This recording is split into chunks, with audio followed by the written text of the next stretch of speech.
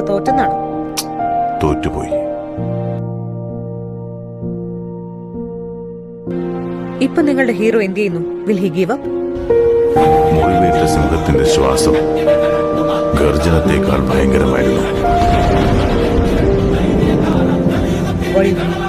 Page 128. കഷ്ടപ്പെട്ട് ഞാൻ കവിത എഴുതി.